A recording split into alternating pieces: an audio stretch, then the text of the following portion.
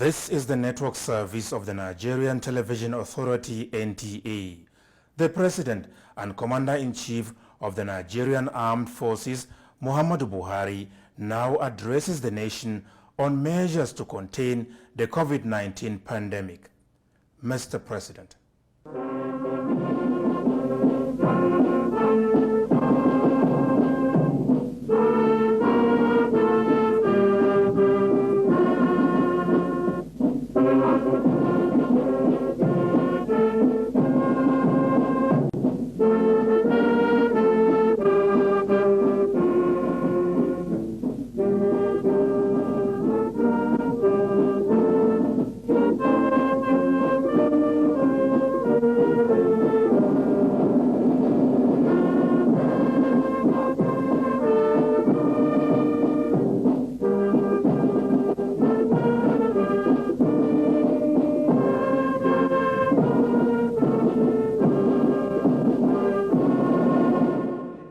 Fellow Nigerians, in my address on Sunday, 29th March 2020, I asked the residents of Lagos and the Ogun States, as well as the Federal Capital Territory, to stay at home for an initial period of 14 days, starting from Monday, 30th March 2020. Many state governments also introduced similar restrictions.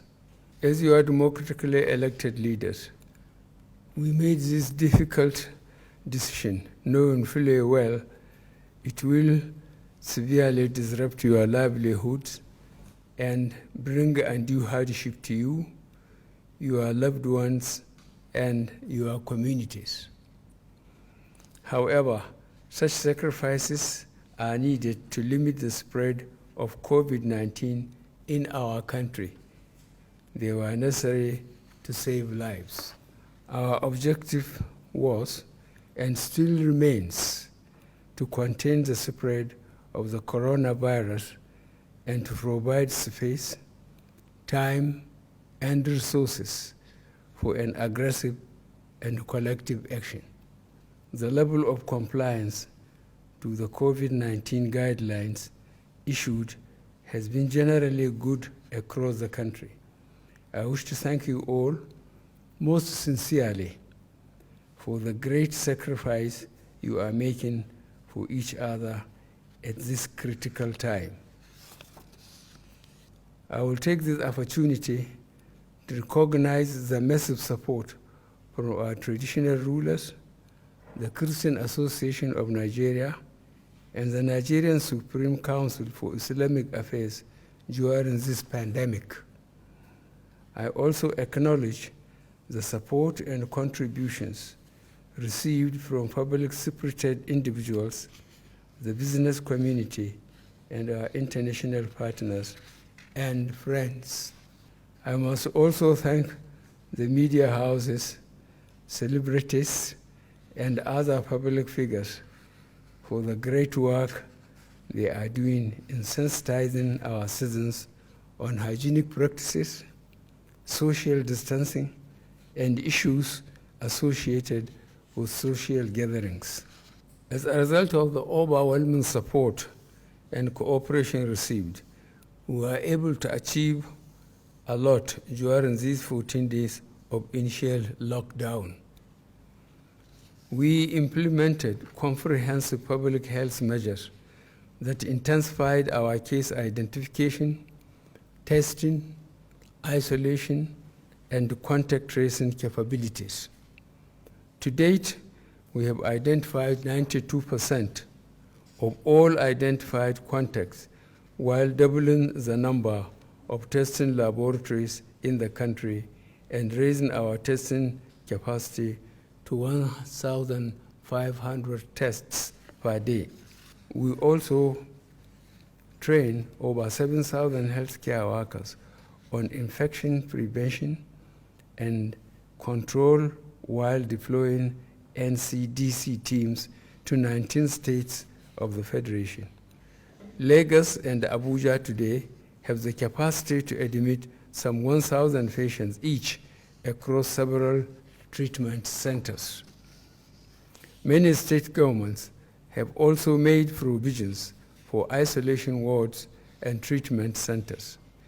We will also build similar centers near our airports and land borders.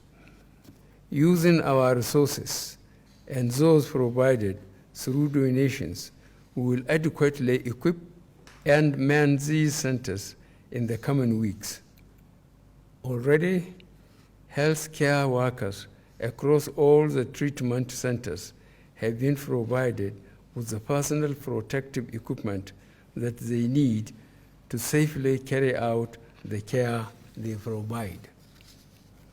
Our hope and prayers are that we do not have to use all these centers, but we will be ready for all eventualities. At this point, I must recognize the incredible work being done by our healthcare workers and volunteers across the country, especially in frontline areas of Lagos and Ogun States, as well as the Federal Capital Territory. You are our heroes, and as a nation, we will forever remain grateful for your sacrifice during this very difficult time. More measures to motivate our healthcare workers are being introduced, which we will announce in the coming weeks. As a nation, we are on the right track to win the fight against COVID-19. However, I remain concerned about the increase in number of confirmed cases and deaths being reported across the world and in Nigeria especially. On 30th March 2020, when we started our lockdown in conforming with medical and scientific advice, the total number of confirmed cases across the world was over 780,000. Yesterday, the number of confirmed COVID-19 cases globally was over 1,850,000. This figure is more than double in 2 weeks. In the last 14 days alone, over 70,000 people have died due to this disease. In the same period, we have seen the health system of even the most developed nations being overwhelmed by this virus. Here in Nigeria, we had 131 confirmed cases of COVID-19 in 12 states on 30th March 2020. This morning, Nigeria had 323 confirmed cases in 20 states. Unfortunately, we now have 10 fatalities. Lagos State remains the center and accounts for 54% of the confirmed cases in Nigeria. When combined with FCT, the two locations represent over 71% of the confirmed cases in Nigeria. Most of our efforts will continue to focus in these two locations. Majority of the confirmed cases in Lagos and the FCT are individuals with recent international travel history or those that came in contact with returnees from international trips. By closing our airports and land borders and putting strict conditions for seafood activities, we have reduced the impact of external factors on our country. However, the increase in the number of states with positive cases is alarming. The National Center for Disease Control has informed me that a large proportion of new infections are now occurring in our communities through person-to-person contacts. So we must pay attention to the danger of close contact between person to person. At this point, I will remind all Nigerians to continue to take responsibility for the recommended measures to prevent transmission, including maintaining physical distancing, good personal hygiene, and staying at home. In addition, I have signed the quarantine order in this regard and additional regulations to provide clarity in respect of the control measures for the COVID-19 pandemic, which will be released soon. The public response to COVID-19 is built on our ability to detect, test, and admit cases, as well as trace all their contacts. While I note some appreciable progress, we can achieve a lot more. Today, the cessation of movement, physical distancing measures, and the prohibition of mass gatherings remain the most efficient and effective way of reducing the transmission of the virus. By sustaining these measures, combined with extensive testing and contact tracing, we can take control and limit the spread of the disease. Our approach to the virus remains in two steps. First, to protect the lives of our fellow Nigerians and residents living here, and second, to preserve the livelihoods of workers and business owners. With this in mind, and having carefully considered the briefings and report from the Presidential Task Force and the various options offered, it has become necessary to extend the current restriction of movement in Lagos and Ogun States, as well as the FCT, for another 14 days, effective from 11:59 p.m. on Monday, 13th of April, 2020. I am therefore once again asking you all to work with government in this fight. This is not a joke. It is a matter of life and death. Mosques in Mecca and Medina have been closed. The Pope celebrated Mass on an empty St. Peter's Square. The famous Notre Dame Cathedral in Paris held Easter Mass with less than 10 people. India, Italy, and France are in complete lockdown. Other countries are in the process of following suit. We cannot be lax. The previously issued guidelines on exemptive services shall remain. This is a difficult decision to take, but I am convinced that this is the right decision. The evidence is clear. The repercussions of any premature end to the lockdown action is unimaginable. We must not lose the gains achieved thus far. We must not allow a rapid increase in community transmission. We must endure a little longer. I will therefore take this opportunity to urge you all to notify the relevant authorities if you or your loved ones develop any symptoms. I will also ask our healthcare professionals to redouble their efforts to identify all suspected cases, bring them into care, and prevent transmission to others. No country can afford the full impact of a sustained restriction of movement on its economy. I am fully aware of the great difficulties experienced, especially by those who earn a daily wage, such as traders, day workers, artisans, and manual workers. For this group, their sustenance depends on their ability to go out. Their livelihoods depend on them mingling with others and about seeking work. But despite these realities, we must not change the restrictions. In the last 2 weeks, we announced palliative measures such as food distribution, cash transfers, and loans repayment waivers to ease the pains of our restrictive policies during this difficult time. These palliatives will be sustained.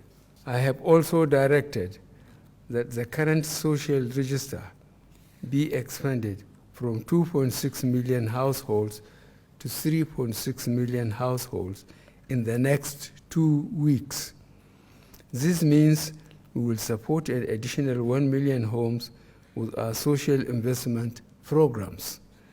A technical committee is working on this and will submit a report to me by the end of this week.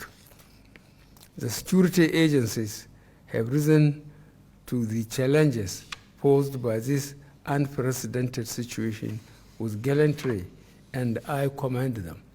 I urge them to continue to maintain utmost vigilance, firmness, as well as restraint in enforcing the restriction orders while not neglecting statutory security responsibilities. Fellow Nigerians, follow the instructions on social distancing.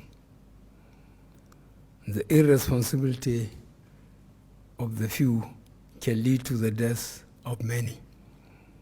Your freedom ends where other people's rights begin.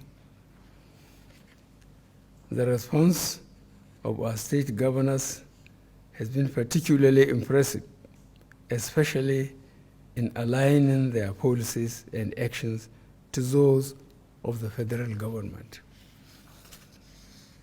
In the coming weeks, I want to assure you that the federal government, through the Presidential Task Force, will do whatever it takes to support you in this very difficult period. I have no doubt that by working together and carefully following the rules, we shall get over this pandemic. I must also thank the legislative arm of government for all their support and donations in this very difficult period.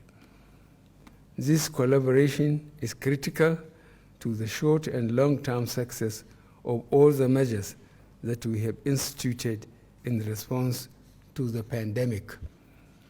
As a result of this pandemic, the world as we know it has changed. The way we interact with each other, conduct our businesses and trade, travel, educate our children, and earn our livelihoods will be different. To ensure our economy adapts to this new reality, I am directing the Ministers of Industry, Trade and Investment, Communication and Digital Economy, Science and Technology, Transportation, Aviation, Interior, Health, Works and Housing, Labor and Employment, and Education to jointly develop a comprehensive policy for a Nigerian economy functioning with COVID-19. The ministers will be supported by the Presidential Economic Advisory Council and the Economic Sustainability Committee in executing this mandate. I am also directing the Minister of Agriculture and Rural Development, the National Security Advisor, the Vice Chairman, National Food Security Council, and the Chairman, Presidential Fertilizer Initiative, to work with the Presidential Task Force on COVID-19 to ensure the impact of this pandemic on our 2020 farming season is minimized. Finally, I want to thank the members of the Presidential Task Force on COVID-19 for all their hard work so far. Indeed, the patriotism shown in your work is exemplary and highly commendable. Fellow Nigerians, I have no doubt that by working together and carefully following the rules, we shall get over this pandemic and emerge stronger in the end. I thank you all for listening, and may God bless the Federal Republic of Nigeria.